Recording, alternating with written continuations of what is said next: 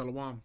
First and foremost, I'm going to give all honor, glory, and praises to Yahweh, Bahashim Yahweh Shai, Bahashim Rachaha Kodash. Double honors to the apostles and elders at Great Millstone. Peace, blessings, and salutations to the hopefully elect. It's the brother Isaiah with the Pittsburgh GMS Camp, coming at you with another lesson through the spirit and power of Yahweh, Bahashim Yahweh Shai, Bahashim Rachaha Kodash. Lord willing, this is edifying. All right. Make sure this mic is Salakia. Let's see. Yo. All right. All right, so I just want to do this quick lesson. I was watching a video. I forget exactly whose video it was. One of the brothers was doing a video, and they was basically mentioning this verse about being settled on their leads, right? I believe he was speaking about martyrs of Yahweh Shai, or these believe in particular that's who they were speaking about. And I was just talking about, how these guys, man, they're going into these different doctrines and they're just waxing worse and worse. But they mentioned this settled on their leaves thing, and I just want to actually go into it. I started looking it up, and I just want to go into it. As a matter of fact, let me get it here too. Get it over here as well, which I didn't plan on doing that. All right, so let's read the precepts. Zephaniah 1:12 says, "And it shall come to pass at that time that I will search Jerusalem with candles and punish the men that are settled on their leaves." Okay. That say in their heart, Yahweh will not do good, neither will he do evil. All right. Let's get this settled, to become dense, to curdle, unracked wine, to settle. Okay. Settle on their leaves, shamar. Okay. Shamar, which shamar goes into watch or keep. All right, on their watch. You see, to guard, to observe, to give heed.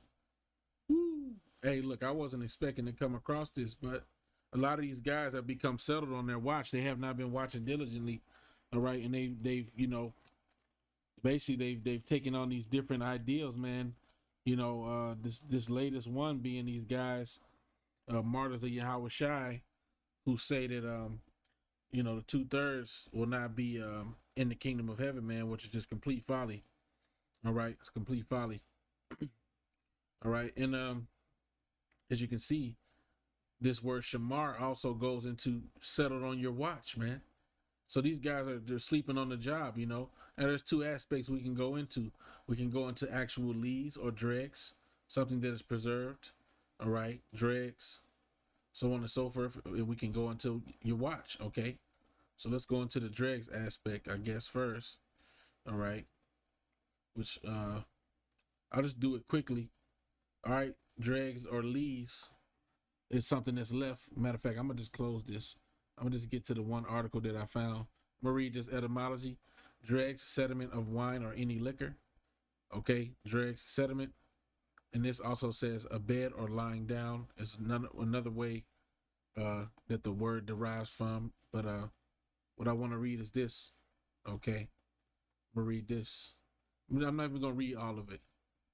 Serving wine, part 4. It's sedimentary, my dear Watson. All right, and basically what happens is in the winemaking process. Let's just read this.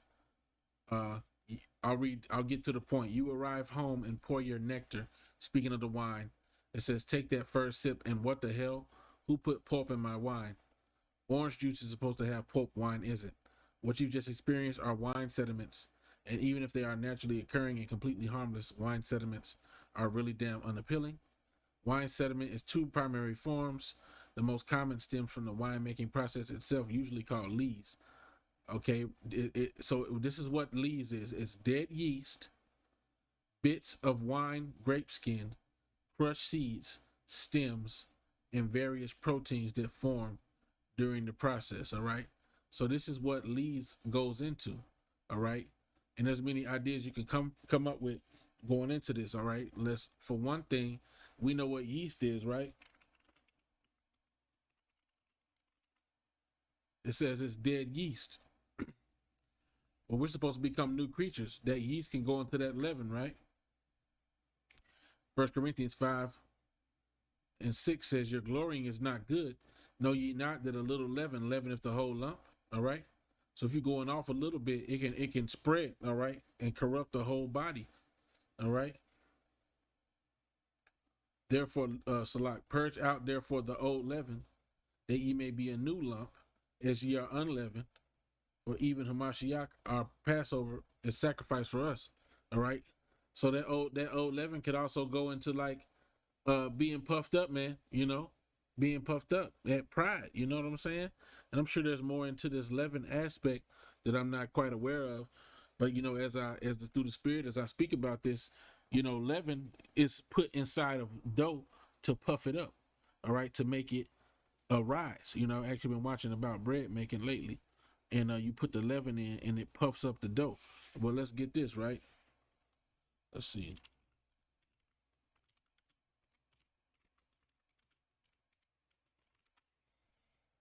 First Corinthians 8:1. I'm gonna just get the point. Now, touching things offered unto idols, we know that all have knowledge. Knowledge puffeth up, but charity edifieth. Okay, and these young men, all right, get this little knowledge or whatever, and they get puffed up, man. Okay, all right, and they fall, man, because right now they're teaching these off doctrines. First Timothy 3:6 says, well, actually, this is speaking about being a bishop or a deacon. Okay, if you want to be a bishop or a deacon, if you want to be a top guy in the church, this is what it goes into. Verse 6 says, not a novice, lest being lifted up with pride, he fall into the condemnation of the devil. All right.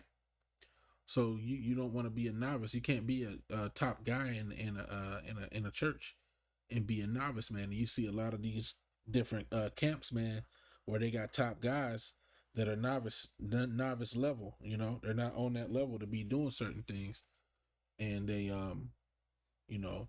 they just ultimately the spirit just ain't dealing on the same level as the Lord's dealing with the GMS brothers, man. Just to point it out simple, man. Okay, and you see that with a lot of different camps, man. All right, especially these young upstarts, man. Which, hey, I'm a babe in the truth. I ain't been in here but a few years, but you can just see certain things, man, where it's just like examples of not how to be, man. Examples of not how to be. But let's get what it means to be a watchman. Hopefully you understand that. I made it plain about the whole leads thing, man. Because matter of fact, before we go into that, there's a little bit more. All right, So I read about purging out the old leaven. All right, and you take it through the process when you have wine, okay, that sits for a long time. All that stuff sinks to the bottom, and then you have to take the clean wine out of that. You have to siphon it out of the barrel. You see, it's called being fined, racked, or filtered. Oh man, fined, right?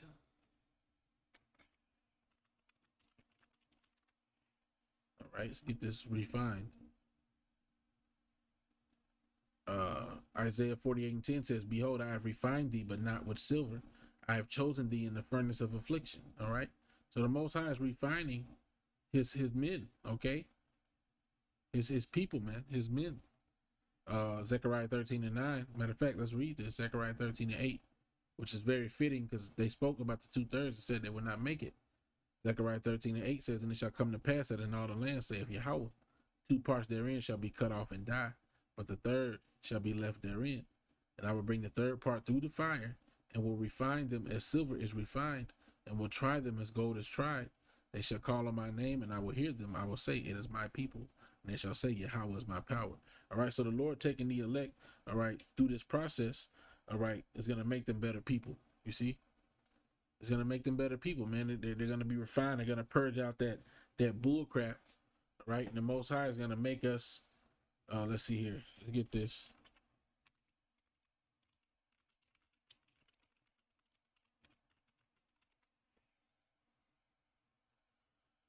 Sirach or Ecclesiasticus 2:5 says, all right, for gold is tried in the fire and acceptable men in the furnace of adversity.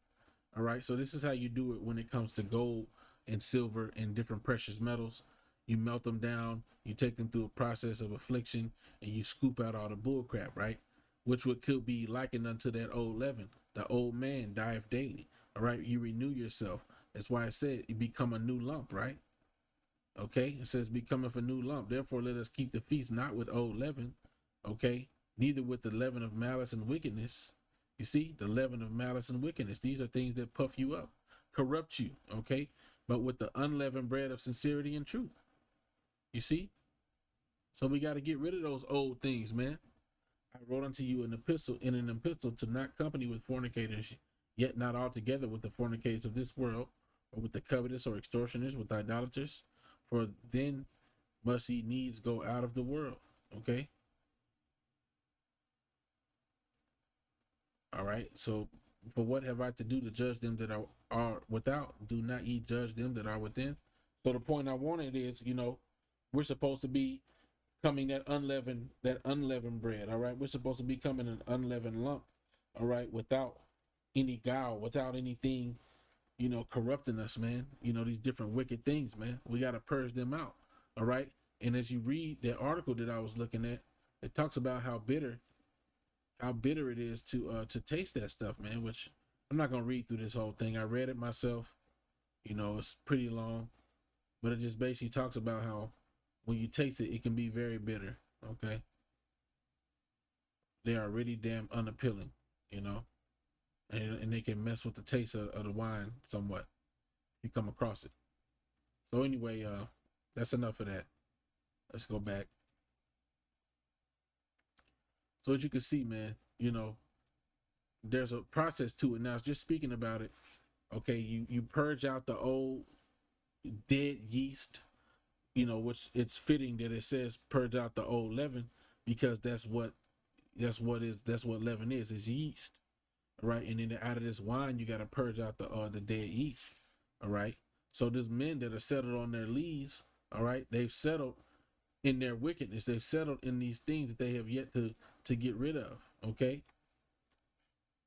And also too, that word lees, which in the Hebrew is shamar, goes into watch. Okay. Yeah.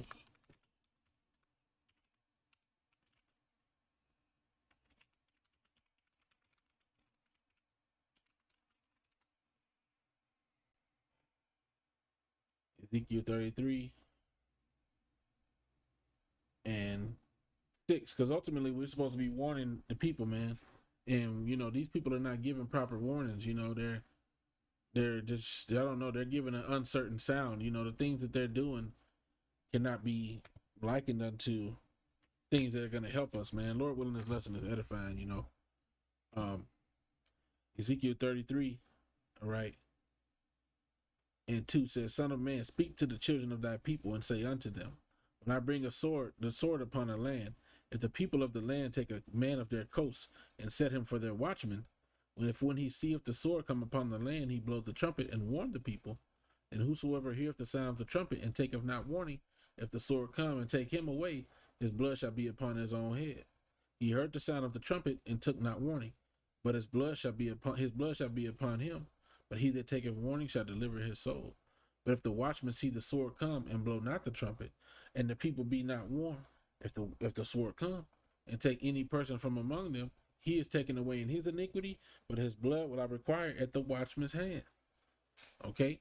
So thou, O son of man, I have set thee a watchman unto the house of Israel. Therefore shalt thou hear the word at my mouth and warn them from me. So, there are watchmen that have been settled. They're settled on their watch, man. They ain't doing their job. All right? They're sending out uncertain sounds, man. Okay? Let me see. Is it on here?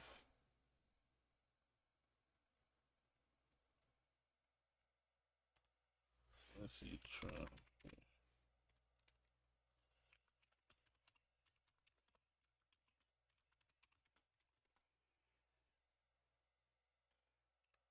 First Corinthians 14, which of course, it's speaking about speaking in tongues. All right, but also these people, that are giving talking about these different things, they're giving out uncertain sounds, man. Like ISUPK, telling you to take the thing, and telling you it's all good, and then telling you that the name of Yahweh is just a title. These things are not only are they false doctrines, man, but they're not profitable to what's going on at this time. We should be gearing up to prepare spiritually for what's coming, man. All right, these people are giving a sound of contention, man. These people are going through these weird ass doctrines and stuff, man. When hey, he could roll at any moment. We only got a few more things we waiting on, man. And waiting on the mark, of course. Race wars got to pop off. All these different things got to happen. But meanwhile, people is out here talking about, the name of Yahweh is a title, which is complete bullcrap. All right, and then you got people out here talking about the 2/3 is going to perish forever, and not and be obliviated. I didn't even think obliviated was a word. I mean, maybe it is. I thought it was obliterated. But I could be wrong. Yeah, where's this? Obliviate. I thought obliviate. Okay, I guess it's something. What does it mean to obliviate? Huh? Obliviated. To forget. To commit to oblivion. Okay, so they're gonna be committed to oblivion. Okay. But that sounds like some old limbo floating around. I don't know, man. Either way, at the end of the day, it's not profitable, man. You know what I'm saying? To be talking about that when we know that they're going to be brought back into the kingdom of heaven, man. They're going to be brought back in the kingdom of heaven, man. It says all of Israel shall be saved with an everlasting salvation, man. And, there's a few precepts that got brought out on this live stream I was just watching. I had brought a few of them out.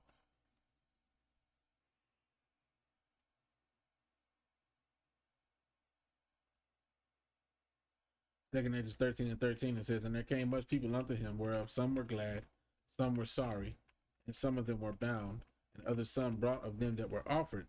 Then was I sick through great fear, and waked and said. So basically, this was the people that was brought unto Yahweh Shai. Okay, it says some of them were glad, some were sorry, and some of them were bound. Okay, the ones that were glad were the elect. The ones that were sorry, okay, were the 2/3. And the ones that were bound were the slaves, man, the captives. All right, for the children of Israel. All right. So, it's just, man, either way, hopefully that was edifying about the settle on the leaves portion, you know what I'm saying? Like being a wine terminology and being something that, goes into either being settled on your watch, not watching like you're supposed to, not giving the right report, and also, okay, not purging out the bullshit, man. Okay. Two meanings to that. When you relate it to those two aspects, man, that word shamar, man. Okay, because wine is kept in its place and the dregs settle, the sediment settles, and you purge out you pull out the wine and you leave the old bullshit. All right. Keep the good and you leave the bad. All right. And also being settling on your watch, man, not warning the people like you should, not going up into the gaps, man. So anyway, I want to give all honor, glory, and praise to Yahweh Bashim Yahweh Shalom, one that was edifying. Double honors to the apostles and elders, a great millstone. Peace, blessings, and salutations to the hopefully elect. With that, I want to say Shalom, Wa Baba Ba, Shalom.